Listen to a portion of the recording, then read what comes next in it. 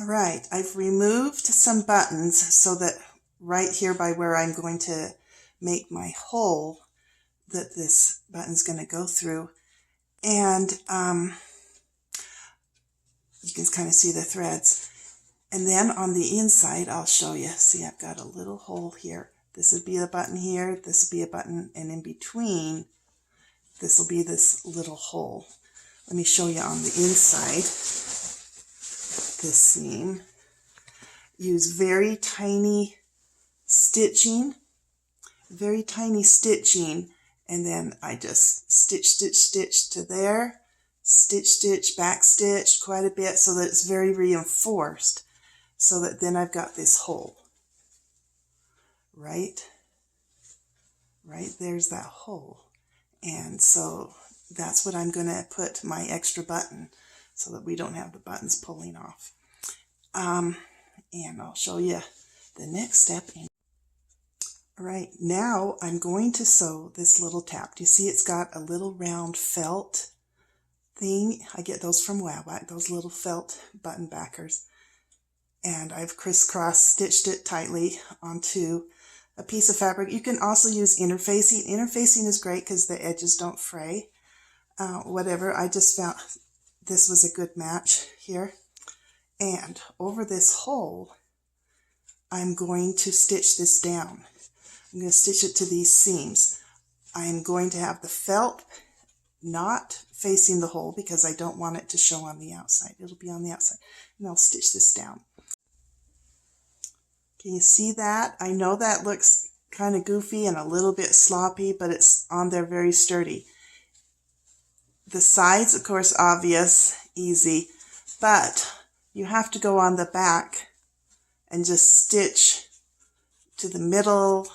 And this, of course, this one's going diagonal because I've got a very strange corner there. And then on the other side, stitch in and stitch in so that you get it boxed in nice and sturdy. Let me show you on the outside what this looks like. Okay, here we have where we've done that. And then when I open this up, inside there, that's where I'm going to put that button. And after we have these buttons here, anchoring it onto this button is a lot sturdier and stronger than these out here. These are actually those flat backs, which are great, but if you were to put a bustle on that with this heavy fabric, they would just break. They would fall apart and you'd be sad. So we're going to reinforce it with this button in there. Okay. Okay, I've got my button sewn on. Let me show you. Okay, there it is when it's out. And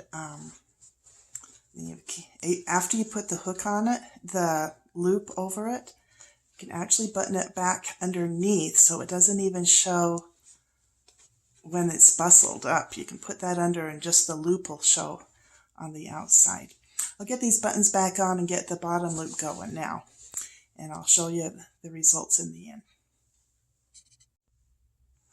I'm sewing these buttons on and the one in there with a darning needle. Just get darning needles. Can you see that? And embroidery floss. Yeah, that's my favorite sturdy button. It looks good and nice. So I use that when I'm doing these buttons. Okay, buttons all sewn back on, and right in there is that button. Okay, can you see that? Then I'm going to put it right back inside, tuck it underneath,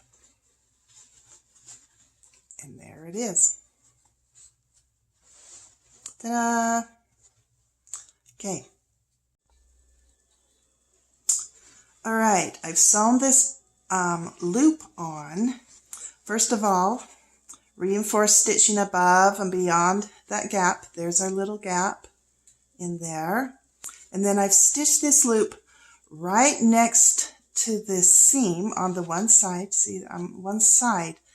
And I have the stitching stop right at the beginning of the bottom of the loop of the gap going up.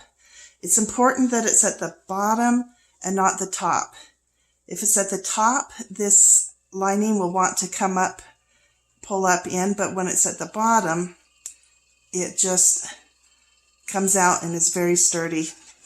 Let me show you the other side with this. Where's my, there we go.